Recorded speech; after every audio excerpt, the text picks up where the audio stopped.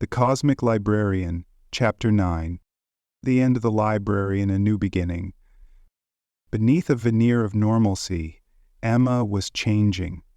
She had read every book in the library, every scroll, every tome, every piece of knowledge that had ever graced its infinite halls. The wisdom of ages pulsed through her, a symphony of voices from civilizations lost and forgotten. She had thought, at first, that she could contain it, that the act of reading would be enough, that she could absorb the knowledge and remain unchanged. But knowledge does not exist in isolation. It shapes, it bends, it transforms. And now something was happening to her. It began in the quiet moments, in the stillness between waking and sleeping. Emma would lie in bed, eyes closed, drifting on the edge of dreams, when thoughts not her own would surface. A passage of ancient philosophy perfectly recalled, though she had no memory of reading it. A mathematical proof so intricate it should have been incomprehensible, yet she understood. A story from a distant world, told in a language she had never spoken, yet the words were as natural as breathing. At first she dismissed it as familiarity, the way the mind weaves together fragment of memory into something new.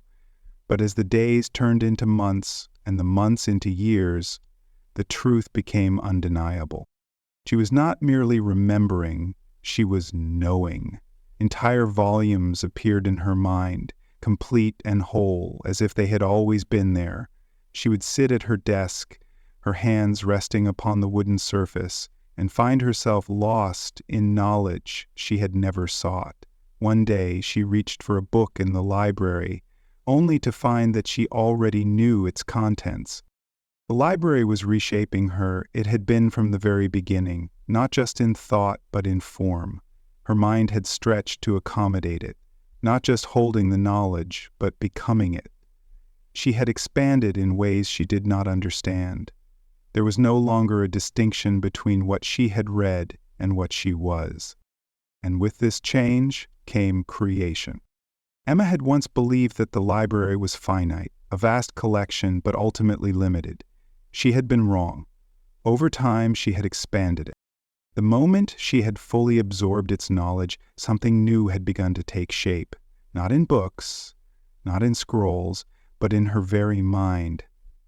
Knowledge that had been lost began to return. Ancient works, erased from history, their words once scattered like dust upon the wind, were whole again in her thoughts. Books that should have been written but never were, filled the voids in the library, their knowledge assembling itself through whispers, dreams, and forgotten voices. Knowledge from worlds beyond her own, echoes of alien tongues and strange sciences, flickered at the edge of her consciousness as if drawn from the fabric of reality itself. She had not merely read the library, she had become its architect. It was larger now than it had ever been. Through all of this, Emma lived carefully. She knew that using the library's power too openly would invite ruin. The Veilkeepers were patient, watchful. They did not need to rush. They only needed to wait for a mistake. And so she stayed hidden. The world saw Emma, shopkeeper, a woman who dealt in relics of words and time. No one questioned her presence, nor the slow, deliberate way she spoke, as if considering every word before she let it pass her lips. Only one person knew the truth, Alex Alden, the bank manager. He was the steady rock beneath the storm, the anchor she clung to in the shifting tide of knowledge. She had confided in him, let him glimpse the burden she carried. In the dim glow of the shop after closing hours, when the books had been stacked away and the town had fallen into slumber, they would sit together, speaking in hushed voices. She told him of what she had become, of the growing presence within her, of the knowledge she now carried that had no beginning, no end. He did not flinch. He did not fear. Instead, he listened. He did not offer false assurances, nor try to lighten the weight of her burden. He simply stood with her in silence, as if to say, You do not bear this alone." And in that moment, she was grateful. As Emma stood in the dim glow of the back room, her hand resting upon the iron bars of the bookcase, she felt a tremor in the air. It was faint, barely perceptible, but it was there. Something was watching. The Veilkeepers had not come, not yet, but the silence was breaking, the storm was gathering on the horizon, and when it came, she would be ready. The evening air was heavy, thick with the weight of something unseen. Emma felt it before she saw him. A shift in the space around her, a whisper of energy bending reality at the edges. And then, he was there. The man with the glowing blue eyes had returned. But he was no longer the enigmatic figure she had encountered before. Time had taken its toll, and now he was a mere shadow of what he once was. His once commanding presence had withered, his form barely holding together, his body flickering between substance and nothingness.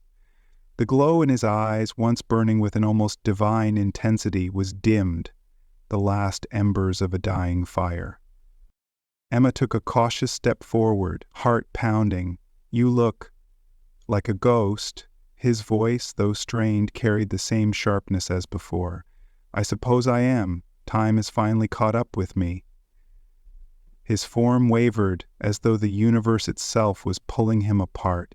He barely seemed to notice, his gaze fixed on Emma, a strange mix of sorrow and urgency in his fading expression.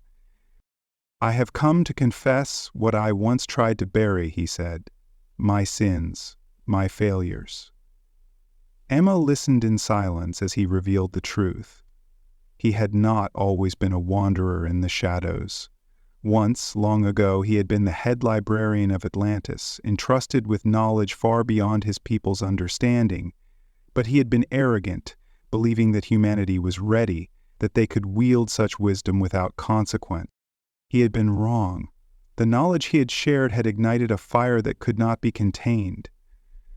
Atlantis, the great beacon of learning, had turned upon itself, each faction scrambling to harness the power hidden within the Cosmic Library's texts. Greed and ambition had outpaced wisdom, and in the end the city was lost, swallowed by the sea, erased from history.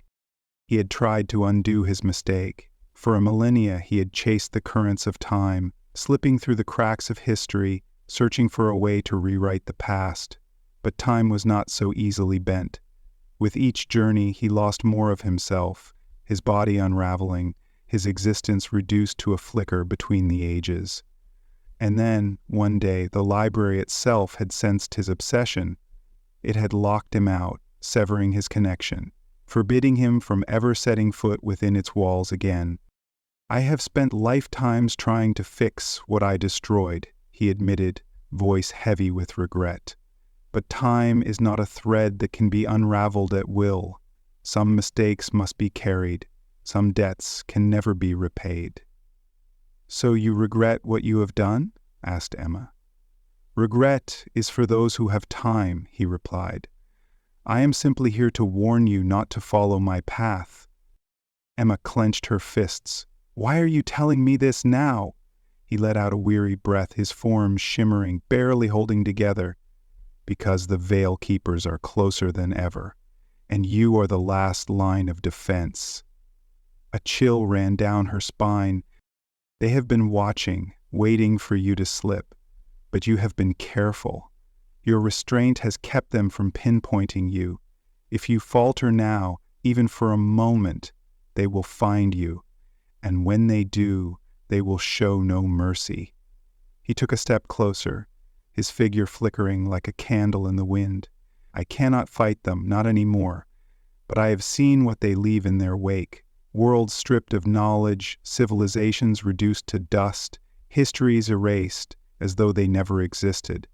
And though I have lost my right to redemption, I will not stand by and let them destroy what is left." His voice wavered, his form flickering more violently now, as though the weight of time had finally decided to claim him. Emma reached out, instinctively, but her fingers passed through empty air. He was fading. His gaze softened. The library is not lost, nor will it ever be, if you are strong enough to protect it." The words hung between them, heavy with meaning. Then, as if carried away by the wind, he was gone. All that remained was his tattered cloak, draped across the floor like the final remnant of a forgotten legend. Emma knelt, fingers brushing against the worn fabric. She closed her eyes, exhaling slowly. The library was her responsibility now, and the battle had only just begun. Many nights later, a sudden chill jolted Emma awake. She sat upright, her breath shallow, a heavy weight pressing against her chest. Something was wrong. The air around her felt thin, brittle, as if the very fabric of reality had shifted in the night. She turned her head to the window, staring into the darkness beyond. The sky was the same, the stars still blinking in their distant, indifferent watch. Yet something was missing, something unseen but deeply felt. A silence that was not mere quiet, but an absence. A hollowing. She shivered. The library. Without a second thought, she reached for Alex beside her, shaking his shoulder urgently. "Alex, wake up." He stirred groggily, his voice thick with sleep. "Emma, what?" "Something's wrong," she cut in, already throwing the blankets aside. "The library? I can't feel it." Alex blinked at her, trying to shake off the haze of sleep, but the urgency in her voice pulled him upright. He had learned over time not to doubt her instincts, and now even he could feel it. The air in the room was too still, too cold. Something unseen was pressing down on them. Without another word, they both dressed hastily and rushed out into the night. The bookstore loomed ahead, dark and silent, its facade as unassuming as ever. But Emma felt no relief in its familiar sight. If anything, the unease in her chest deepened. She sprinted forward, fumbling with the keys in her trembling hands before finally shoving them into the lock. The door creaked open, revealing the dimly lit interior. Nothing seemed out of place. The bookshelves stood tall, rows of familiar spines lined neatly in their places. The air smelled of paper and ink, just as it always had. And yet, she didn't hesitate. Moving with purpose, she strode across the floor, past the register, past the shelves, toward the door marked "Private" at the back of the shop. Her fingers brushed against the brass handle, and for a fleeting moment she hesitated, fearing what she might find beyond. Then she pushed it open. Her breath hitched. She froze in the doorway, unable to move, unable to process what her eyes were seeing. Nothing. The room, once overflowing with ancient tomes, maps, and artifacts, was empty. Not a single book remained, not a single shelf, not even the scent of old parchment.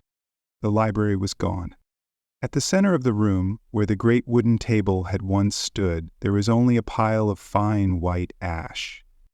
Emma staggered forward, her knees giving out as she collapsed to the floor. She reached out, fingers trembling as they brushed against the ash, lifting a small handful. It was soft. Too soft. Like something that had been utterly erased, not burned. A sob caught in her throat. "They came," she whispered. "The Veilkeepers. They were here." Alex stood in the doorway, silent, his face pale as he took in the sight before him. "They, didn't even leave a trace," he murmured. "It's like it never existed. No battles, no fire, no destruction in the way humans understood it, just nothingness. Erasure." Emma's shoulders trembled as she clutched the ash in her hands, staring at it as if willing the books, the knowledge, the essence of the library itself to return. But there was nothing left to bring back. She had failed. "I should have protected it," she whispered. "I should have done more." Tears stung her eyes, but she refused to let them fall. Not yet. Alex knelt beside her, his hand resting gently on her back. "Emma, we don't know how they did this. If they can erase it, then maybe, there's a way to bring it back." She turned her head sharply, her expression dark with grief and frustration. "You don't understand, Alex. The library wasn't just a collection of books. It was alive. It was history, knowledge, power, memory. And now it's gone." Her voice broke on the last word, and she clenched her fists, letting the ash slip through her fingers. A silence stretched between them. The weight of the moment settled deep into Emma's bones, into her very soul. Then, from the corner of her eye, she saw it. A small glimmer, barely noticeable, flickering within the ashes. Her breath caught as she reached out again, this time brushing her fingertips gently against the pile. Something cold, metallic, was hidden beneath the surface. She grasped it and lifted it into the dim light. A single key, ancient, tarnished, but unmistakably real. "The vault," Emma said.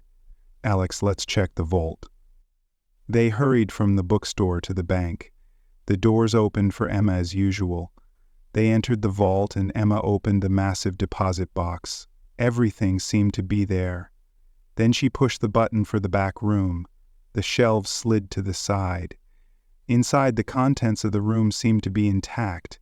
She had not visited the vault much. Its link to the bookstore was overlooked. "I now understand," sighed Alex. "All these generations of my family protected for this small triumph."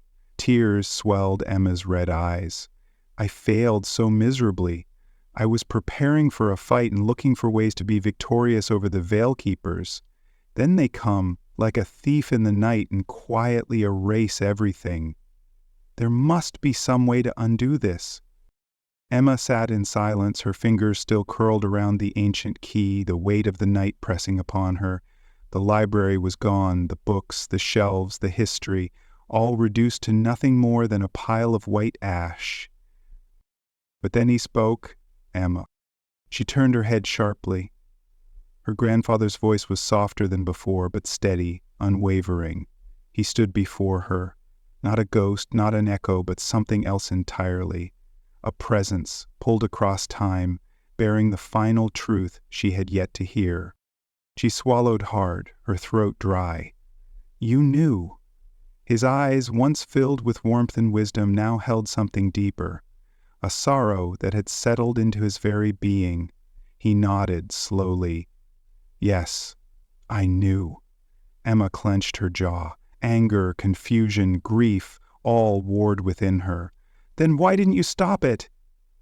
His expression didn't change. "Because I couldn't."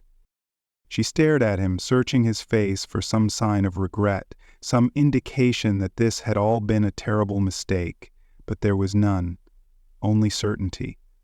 "I have seen the future," he continued.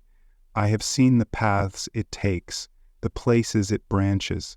I have traveled farther than I should have, trying to alter its course." His voice dropped lower, as if the confession itself was a wound that had never quite healed.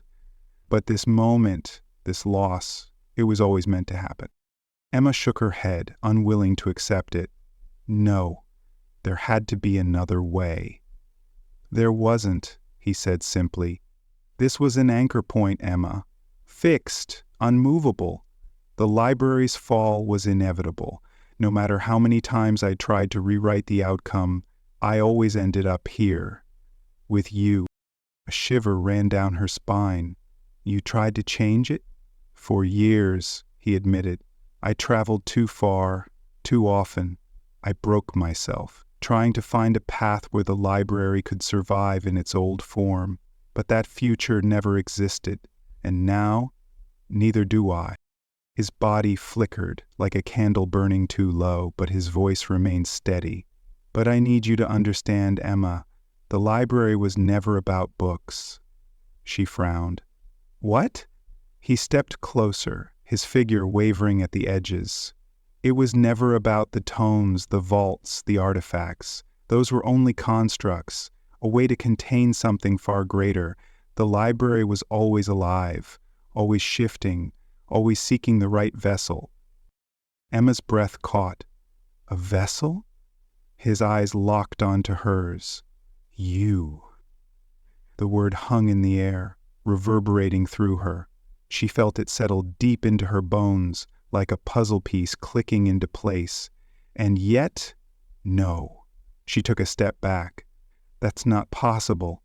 The library was real. It had a physical space, history. It had form, he corrected. But the knowledge, the true library, it was never bound to a place.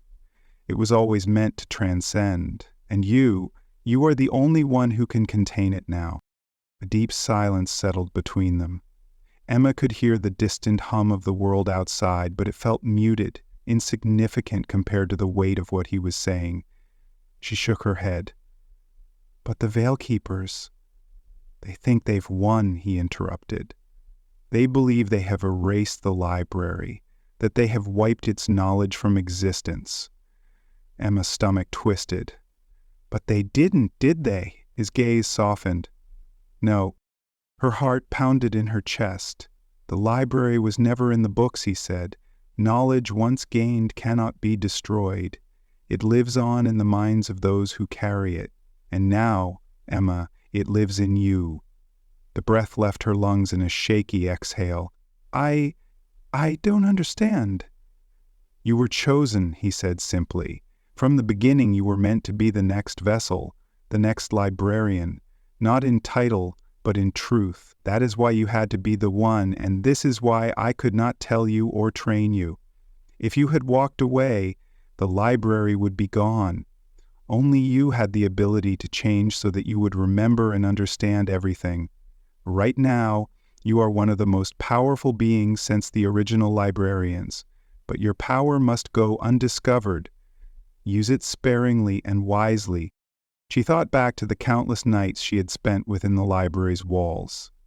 The strange way the books had called to her, whispered to her, how she had always known things she had never been taught, how she could recall details of lost histories as if she had lived them herself. It had never been the books giving her knowledge. It had always been the library itself, and now it had merged with her. Her knees threatened to give out, but she steadied herself. If I am the library, what does that mean? It means, her grandfather said gently, that you are the last repository of knowledge, that every word, every story, every truth the library ever held is within you now. Emma pressed a trembling hand to her temple. She felt nothing different, no surge of power, no sudden revelation. And yet, as she reached deeper into herself, she could feel it, a vast, endless sea of information resting just beneath her consciousness, waiting to be unlocked. She swallowed hard. If they find out, they won't, he assured her. Not unless you let them. A heavy pause. Emma clenched her fists. What do I do? Her grandfather smiled, tired but proud. You protect it. You find a way to bring it forth again in a form they cannot touch. The library is gone, but its knowledge is not lost. It never will be, so long as you stand. Emma exhaled, steadying herself. The grief was still there, but beneath it something new was forming, resolve. The Veilkeepers had won a battle, but they had not won the war. She was the library now, and she would make sure its wisdom endured. Her grandfather's form flickered again, the glow in his eyes dimming. His time was nearly gone. Emma, he said, his voice softer now, you were always meant for this. She met his gaze, feeling the truth of it settle in her chest. Then, just as he had come, he faded into the air, vanishing like a whisper carried by the wind. Emma closed her eyes. She had lost the library, but in truth, she had gained something far greater, herself, and the knowledge would live on. We hope you have enjoyed this story. Please like, subscribe, and share, and get notified on upcoming stories. We would love to hear your comments to help us improve our future stories. Thank you. Time moved forward as it always did. Seasons passed, years turned over, and the world carried on, unaware of the great battle that had been fought in silence, the knowledge that had nearly been lost forever. In the heart of Ashwood, an old building stood tall, its stone facade gleaming beneath the sun. Once a forgotten relic, abandoned and decaying, it had been restored to its former glory, its towering columns standing proud, its heavy iron doors polished and firm. The old bank, once a place of locked vaults and stored wealth, had found a new life, and within its walls history stirred again. A new store opened further down Main Street, a cozy, unassuming shop lined with wooden shelves, filled with thousands of records, vintage albums, and music memorabilia from eras long past. Vinyl, cassette tapes, and rare collections filled the space, their presence a quiet reminder that some things were never truly lost, only waiting to be rediscovered. The sign above the door read simply, "Caldwell Music Memorabilia." To the people of Ashwood, it was just another charming addition to their town, an old-fashioned music store run by a woman with a deep love for history. But to those who knew better, it was something else entirely. A sanctuary, a veil between worlds, a new beginning. The new store was not the only addition to Ashwood. A family had moved in, settling into the old brick house just 2 streets away. An English couple, warm but private, who had chosen this quiet town to build a life away from the noise of the world. Their names were Emma and Alex Alden. Alex had taken up the role of bank manager, a position that granted him access to the very foundations of the old building.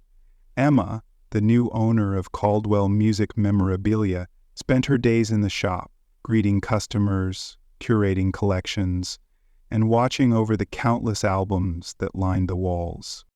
But more than that, she watched over the true library, the one no one could see. It lived within her now, silent and infinite, waiting. It no longer needed a room of books or hidden chambers behind locked doors. The knowledge of the library was safe. It had simply taken on a different form, and it would live on. No one questioned the private door at the back, nor the subtle hum that seemed to emanate from within. And yet, beneath it all, beneath the peace and quiet, beneath the music and the murmuring of a small town, something deeper remained hidden. Beyond the private door in the back of the shop stood a bookcase. To any ordinary eye it was nothing more than furniture, a towering structure of dark wood, its shelves lined with rare and ancient books, its doors locked behind iron bars. But Emma knew the truth. It was not a bookcase. It was a rift, a gateway into something vast and untouchable, a place beyond time where the library still lived. Not in its old form, not in its ancient halls, but as something new, something greater. The Veilkeepers thought they had buried it. They did not realize what she had become. She had rebuilt the library, and this time it was beyond their reach. Emma and Alex were not alone in their new life.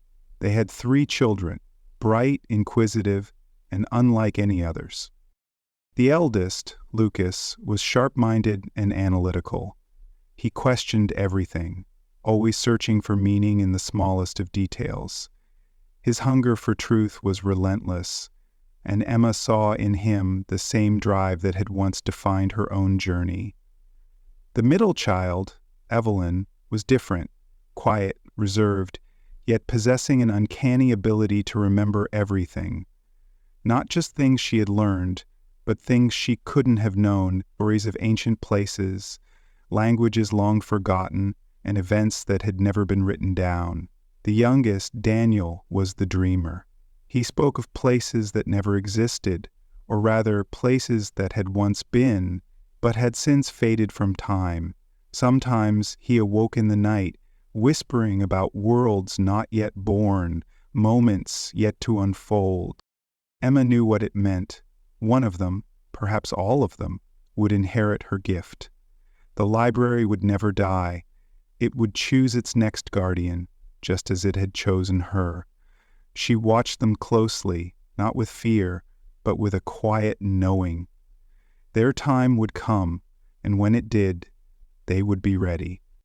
She turned the sign on the door, flipping it to closed as the last slant of evening light bathed the store in gold. Then she moved toward the back, past the shelves, past the counter, to where a single private door stood, locked as always. She pressed her palm against the wood. A faint vibration answered her touch, a pulse of something beyond words. It was still there, beneath the surface, waiting. Emma exhaled, steady and certain. She had spent her life protecting the library, and now she would spend the rest of it ensuring that, in one form or another, it would always survive. Because knowledge, once gained, could never be destroyed. And the true library had never been in the books. It had always been in the people who carried it forward.